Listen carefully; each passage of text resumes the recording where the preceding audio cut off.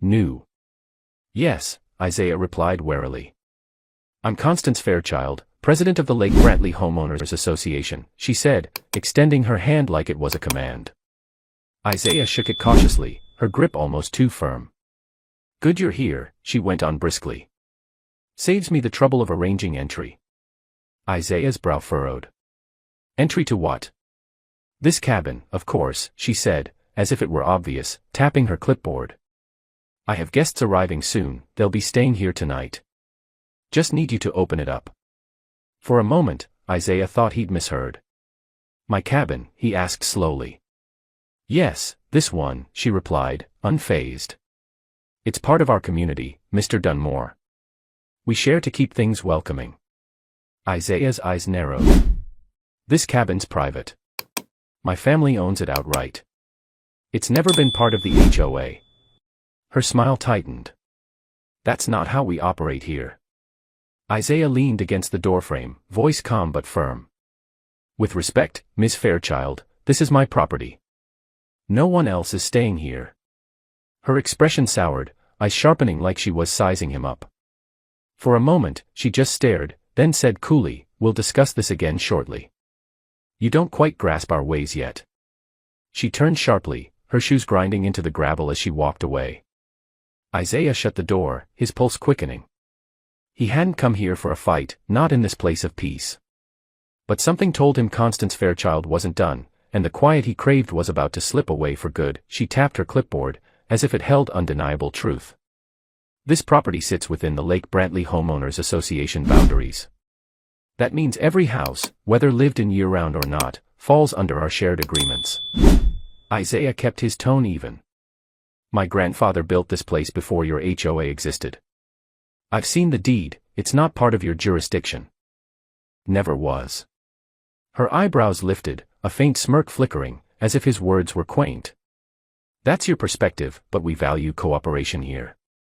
We share resources to keep this lake beautiful and safe.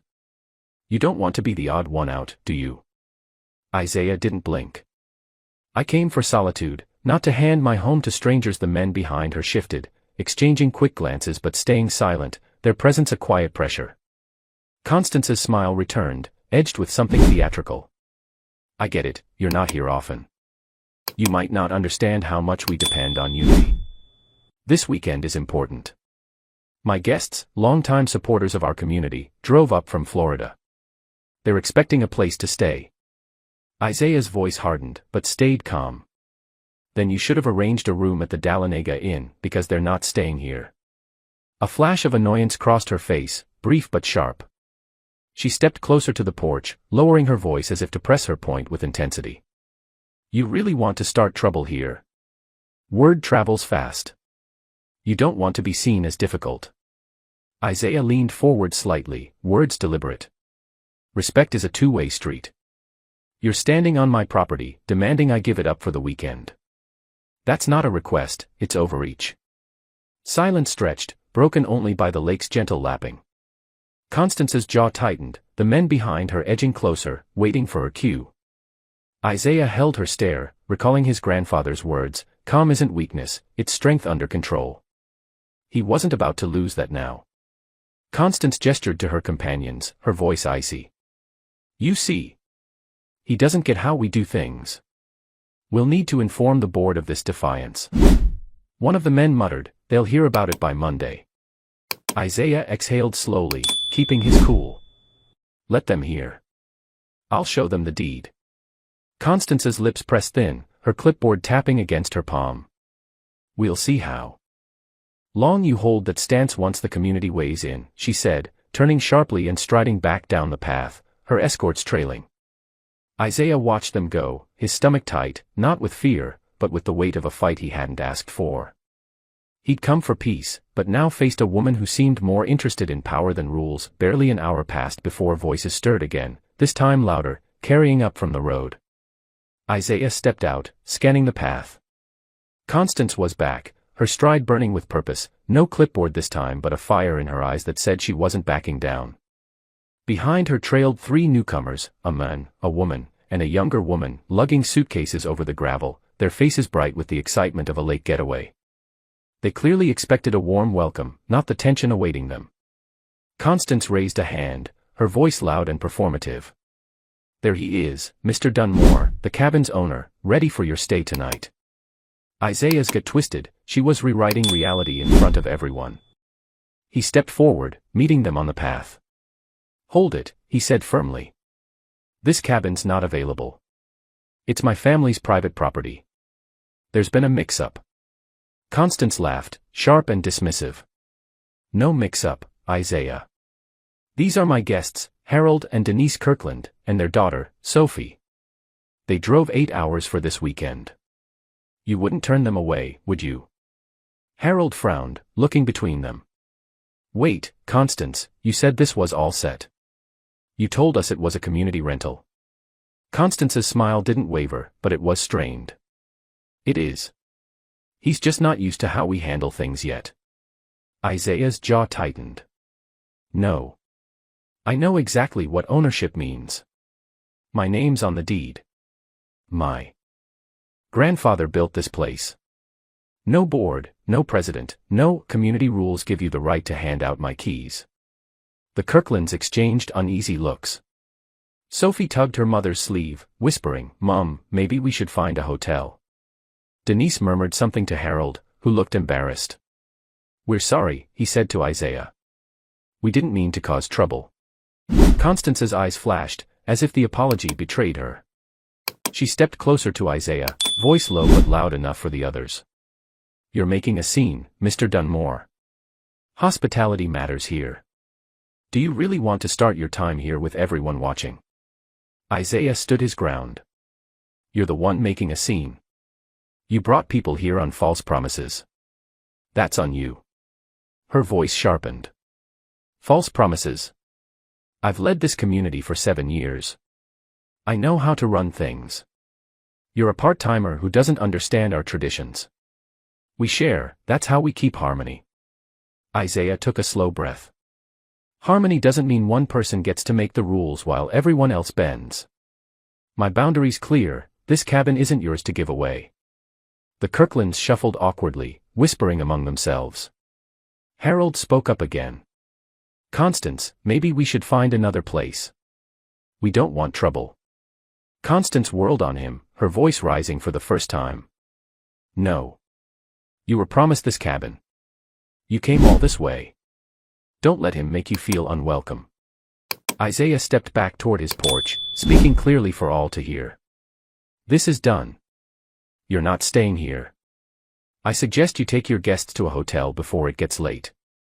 Silence fell, heavy and tense. Constance snapped, her voice cutting like a blade. You'll regret this. Nobody crosses me and gets away lightly. Isaiah locked eyes with her. You don't scare me.